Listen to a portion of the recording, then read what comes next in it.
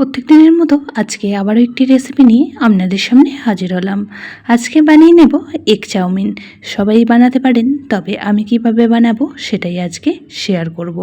নমস্কার বন্ধুরা, মাই কিচেন মাই ব্লগে সবাইকে আবারও একবার স্বাগত। আসুন তাহলে শুরু করা যাক আজকের রেসিপি। একদমই সহজ সাধারণ পদ্ধতিতে বানিয়ে নেব। তো তার জন্য এখানে আমি নিয়ে নিয়েছি একদমই সরু চাউমিনটা। তো এখানে আমি 4টে পিস চাউমিন নিয়ে নিচ্ছি। আপনারা বেশি কম যতটা পরিমাণ বানাবেন সেই পরিমাণ বুঝে এখানে চাউমিনের পরিমাণটাও কম বেশি করে নেবেন। আপনারা মোটা সরু যেটা খুশি সেটা দিয়েই তৈরি করে নিতে পারেন। তো চাউমিনটা বানানোর জন্য প্রথমেই আমি কড়ার মধ্যে বসিয়ে দিয়েছি এখানে 1.5 গ্লাস পরিমাণ জল। জল হালকা গরম হয়ে গেলে এখানে দিয়ে দিলাম খুব সামান্য পরিমাণে একটু লবণ, সাথে দিয়ে দিয়েছি কয়েক ফোঁটা সাদা তেল। খুব ভালো করে মিশিয়ে নিয়ে এখন চাউমিনগুলি দিয়ে দিচ্ছি।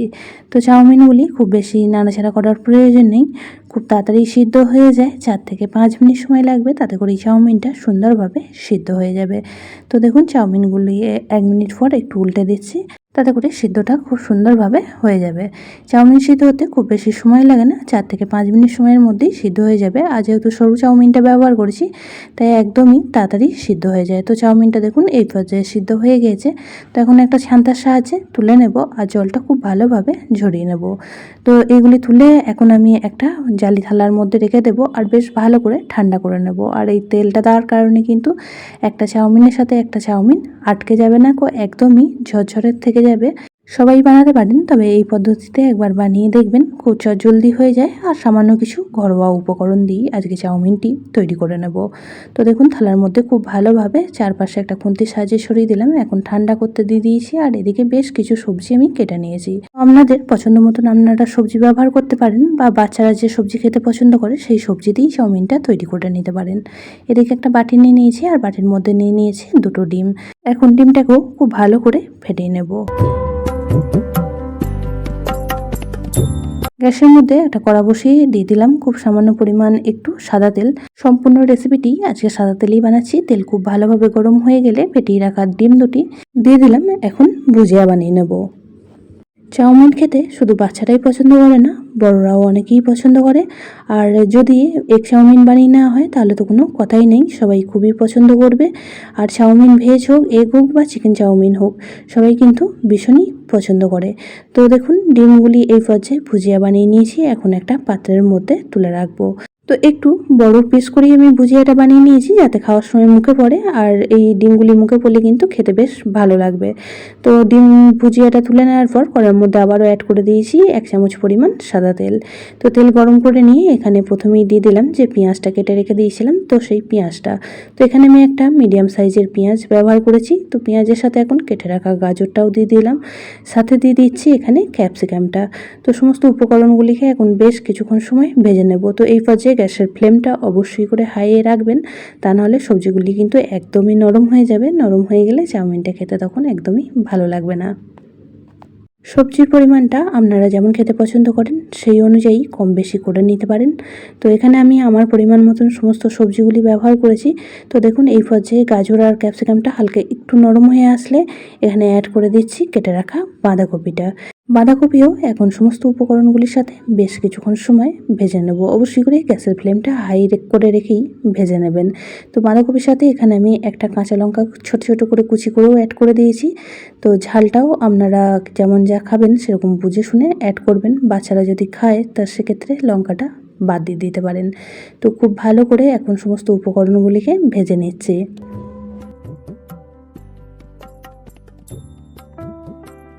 সবজিগুলি এই পর্যায়ে ভাজা হয়ে গেলে এখন আমি অ্যাড করে দিচ্ছি এখানে পরিমাণ মতন লবণ। তো লবণের পরিমাণটা বুঝে শুনে অ্যাড করবেন, কারণ মশলা ব্যবহার করব, মশলার মধ্যেও লবণ থাকে, বা সস ব্যবহার করব, সসের মধ্যেও কিন্তু অনেকটা পরিমাণই লবণ থাকে। আর তার সাথে দিয়ে দিলাম এখানে 1/2 চামচ পরিমাণ গোলমরিচ গুঁড়ো। তো দুটো উপকরণকে খুব ভালো করে মিশিয়ে নিয়ে এখন এর মধ্যে অ্যাড করে দিচ্ছি 1 চামচ পরিমাণ চাউমিন মশলা, আর সাথে দিয়ে দিচ্ছি এখানে 2 চামচ ডার্ক সয়া সস, আর দিয়ে দিলাম 1 চামচ চিলি সস। তো সমস্ত উপকরণগুলি এখন সবজির সাথে খুব ভালো করে মিশিয়ে নেব।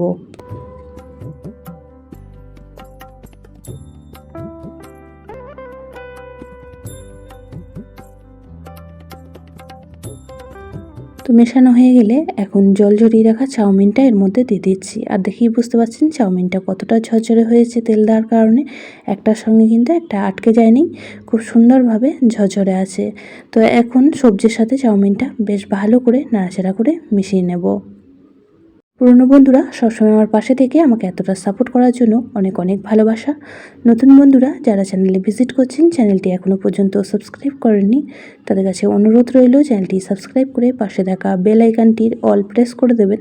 তাহলে আমি যখনই কোনো ভিডিও দেব নোটিফিকেশন সবার আগে আপনাদের কাছে পৌঁছে যাবে। তো লবণটা একটু চেক করে দেখে নিয়েছিলাম, লবণটা একটু কম মনে হচ্ছিলো, তার জন্য খুব সামান্য পরিমাণ লবণ এই পর্যায়ে অ্যাড করেছি। সাথে দিয়ে দিলাম আরও হাফ চামচ চাউমিন মশলা। আর চাউমিনটাকে চটপটা করার জন্য এখানে হাফ পাতিলেবুর রস অ্যাড করে দিলাম। তো সমস্ত উপকরণগুলিকে খুব ভালো করে মিশিয়ে নিয়ে এই পর্যায়ে আবারও অ্যাড করে দিলাম খুব সামান্য পরিমাণ একটু চিনি। তো মিষ্টিটা যদি আপনারা বাদ দেন তাহলে বাদ দিয়ে দিতে পারেন, তাতে করেও চাউমিনটা খুবই সুন্দর তৈরি হয়। সন্ধ্যার টিফিনে হোক বা বাচ্চাদের স্কুল টিফিনে এইভাবে চাউমিন বানিয়ে দিতে পারেন, তাতে করে বাচ্চারা ভীষণই খুশি হবে।